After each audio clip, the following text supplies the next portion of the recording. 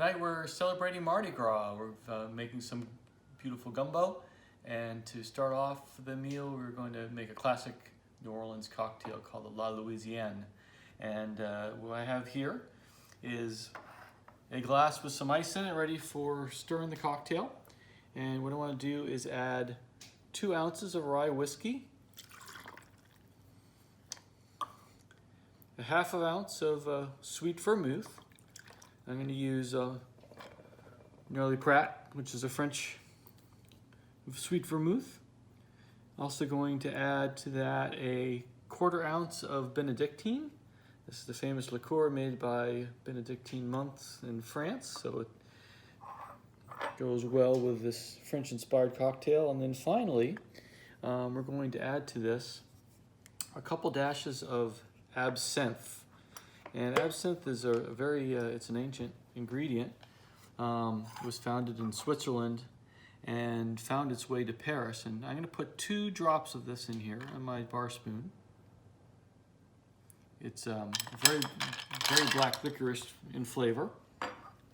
And this was very popular in France in the 1900s, and so not surprisingly found its way to New Orleans as well. And then the final ingredient is 3 dashes of Peychaud's bitters.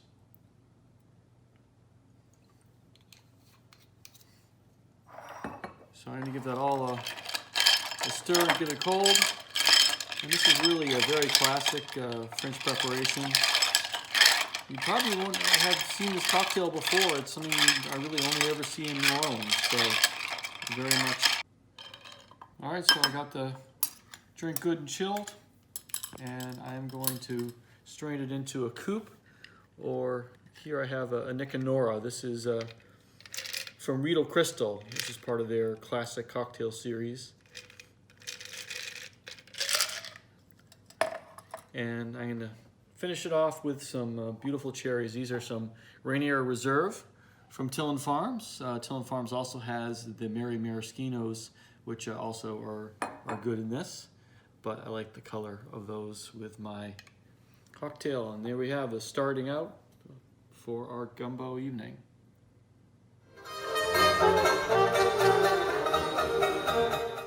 Today we're going to show you how to make a basic chicken stock. This one is a little bit more herbaceous than some basic recipes you may find. This ultimately is going to be the base stock that I use to make my chicken gumbo, which I'll show you next. So what I have here is 1 celery stalk, chopped. I have 1 small to medium carrot, chopped. I have a whole head of garlic, which I've sliced down the middle. I have 1 large onion, which has been halved and then sliced. And I'm going to take this and put it into my stock pot that's right now has a tablespoon of olive oil in it, and it's sitting on medium-high heat. So we're just going to go ahead and get these items in there and start to saute them.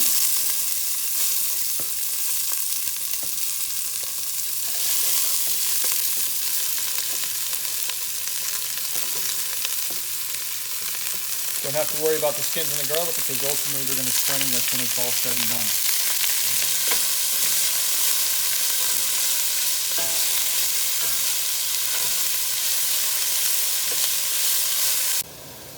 So this has been cooking for a few minutes, and now we're ready to move on to our spices. So I have a ½ teaspoon each of tarragon, of dry basil, ½ teaspoon of oregano, teaspoon of dried thyme, and ½ teaspoon of fresh black peppercorn. And also what we're going to do to add to this is we're going to add 4 quarts of water.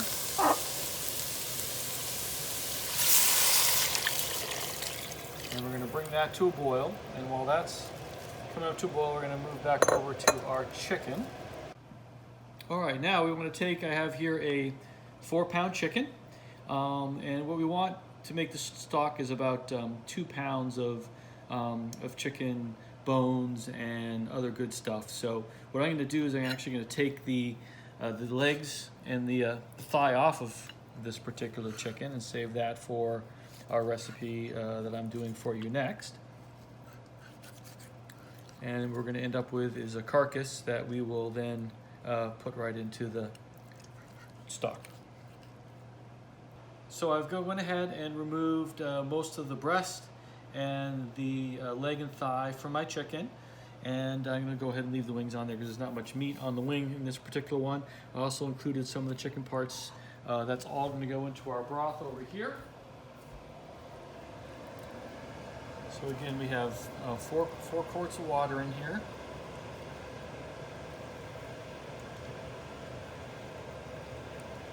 And I want to get it all submerged.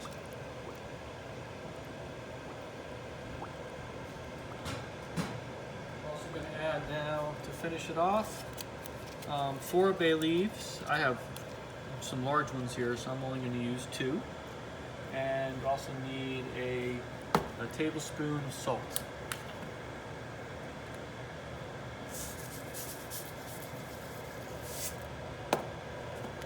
And we're going to bring that to a boil. We're going to reduce it to a simmer, and we're going to let it simmer uncovered for 2 hours. It's time to celebrate Mardi Gras, coming up on February 16th. It's always a day we try and mark in our household because most of my family is from Louisiana, and wanted to honor especially my grandfather JC, who lived in New Orleans for many years in the French Quarter and then later along the river. And one of the interesting pieces of family history is that my grandfather JC was the King of Hermes troupe. And we have here a picture of him, along with his crown and his scepter. And I got to once participate in the Hermes ball, which was always an interesting experience. And so today we're going to make chicken gumbo. This is something that my grandmother would always make for us around holiday time. Usually after a turkey was made, we would use a turkey carcass to create a chicken broth and ultimately a chicken gumbo. So earlier today I showed you how to make the broth. We've already finished that, and now we're going to move on to assemble the actual dish. All right, to start our gumbo, we're going to take the chicken pieces, which I cut earlier up today when I was making my chicken broth. And I have here about 3 pounds of chicken altogether. In the bowl here, I have 1.5 cups of flour. And I've also cut up and got ready to put in the saute pan some 1 onion, chopped finely, 1 piece of celery, 1 stalk of celery chopped finely, and about small green peppers worth of green peppers. You want similar amounts basically at the end of the day. Now, we also have here a spice blend that I've put together. And this spice blend consists of a teaspoon of black pepper, 1 1/4 teaspoons of finely ground white pepper, 1 teaspoon of powdered mustard, 1 1/2 teaspoons of cayenne pepper, 1 1/2 teaspoons of paprika, 1 teaspoon of granulated garlic, and 1 teaspoon of gumbo filet. And we're going to take of that mixture, we're going to mix it all together so that it's thoroughly combined, and I'm going to take out from there 2 teaspoons of this mixture, approximately, and put it into the flour mixture. And then we're going to stir that to incorporate, and we're going to use this flour to dredge the chicken.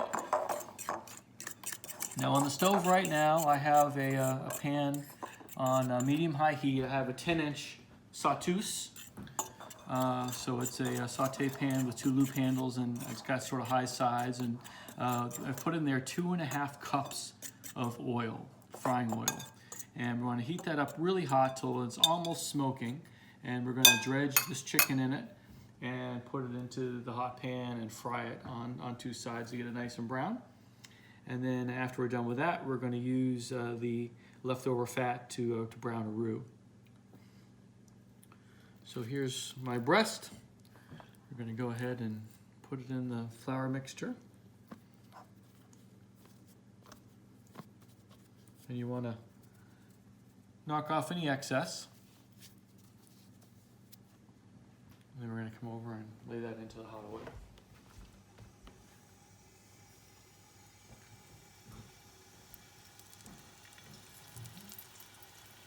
And I got my legs. Notice I've kept the skin on, so I think that we want that fat in there as well. Give it a nice brown coating. Shake it off. In addition to the chicken that I got today was only about 4 pounds. We got it to have a carcass to create the stock from. So in addition to the chicken I pulled off of that carcass, I'm also going to add to it about 1 pound of boneless, skinless thighs, just to give me some more dark meat to go with all the white meat that's in there. I have sort of an even amount.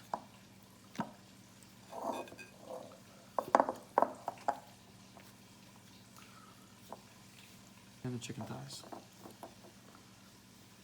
Now when it's all done, you want to reserve whatever flour is left over. That's what we're going to use to make the roux. And then we'll move on to putting together the actual gumbo soup.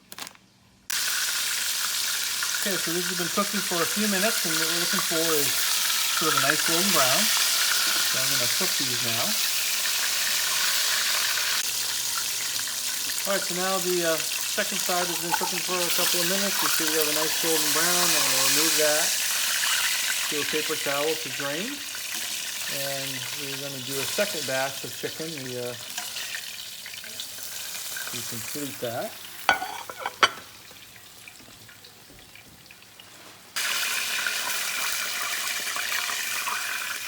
And our next step will be to drain some of this hot oil for a minute. Make sure you get yourself a hot patty. That's only going to be good and hot. And we want to drain this down to about 1 cup of oil. So have a bowl close by. And that's probably, I want to take about half of that away probably. Okay. I'm going to leave a cup in there, put it back on the burner, and I'm going to put the burner back on. And now what we're going to do is we're going to take our flour mixture, which we dredged the chicken in earlier. So I'm going to start with just a little of it, stir it in there, a little bit more. And we're going to cook this till it's sort of a golden brown.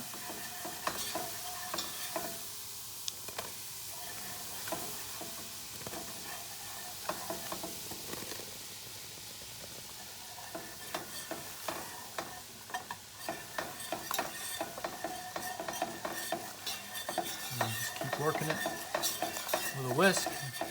Make sure it doesn't get lumpy.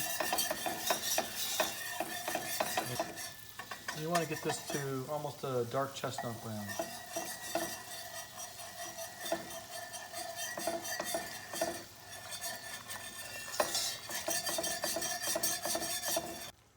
Okay, now I'm going to add my vegetables into the roux. You can see that I have it nice and brown here.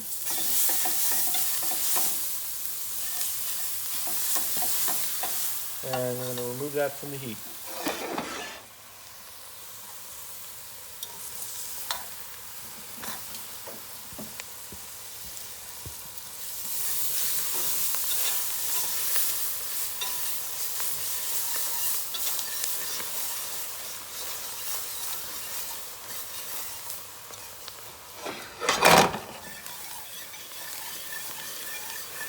Okay, now meanwhile I have the stock that I made this afternoon in another pot, and have the pot up to a boil.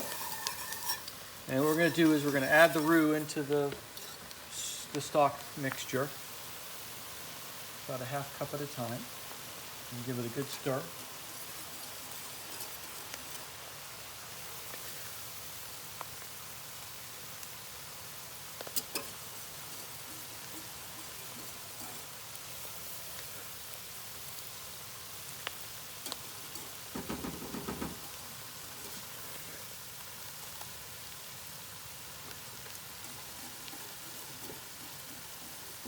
The next step is we need to add some andouille sausage to the broth. So I have here something from a company up here in New England, North Country Smokehouse. I think they make excellent product, and this is a nice andouille sausage. And what we want to do is we want to take them and cut it into about 1/4 inch coins.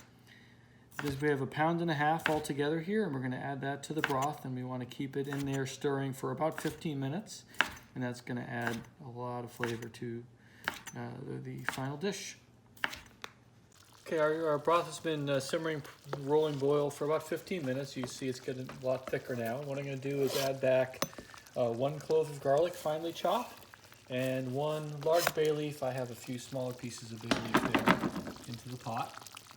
And we also want to, at this point, add back the chicken pieces that we browned earlier. And then we're going to turn this whole thing down to medium-low. And this will cook the chicken all the way through for us. Okay, I'm going to turn it down to low, medium-low, and let it simmer for about 40 minutes. Now also, I'm going to add to this, traditionally a lot of times you'll see okra, and I like to have some green vegetable in this, so I add back a bag of frozen okra to the broth and let that simmer along with everything else, and that will also thicken it a little bit more. It also acts as a thickener too. Give that a good stir, let it simmer. Okay, so our mixture has been simmering on medium-low for about 40 minutes. And what I want to do now is dig in here and get our chicken out of here, because we want to chop it up into smaller pieces. It should be cooked thoroughly through, and remove the bones. All right, so here you see we've removed our chicken. We've cut it up into nice chunks and pieces, and we're going to bring it back and add it to our pot. And we are now ready to serve. So we give that a good stir, and then we can get it on the plate. All right, we're ready to serve the chicken gumbo. So I have here a nice bowl, and let me introduce you to one of my favorite appliances in the kitchen, my rice cooker by Jojirushi. So I have some nice long grain rice in here, and I have a little glass that I'm going to use to shape the rice nicely into the bowl. I can take that, put it right down into the center of the bowl. And we're going to take our gumbo and spoon it out around the edge.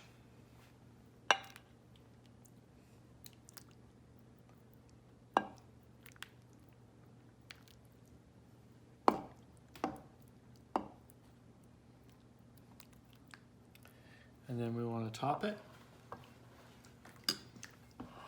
with some gumbo filet.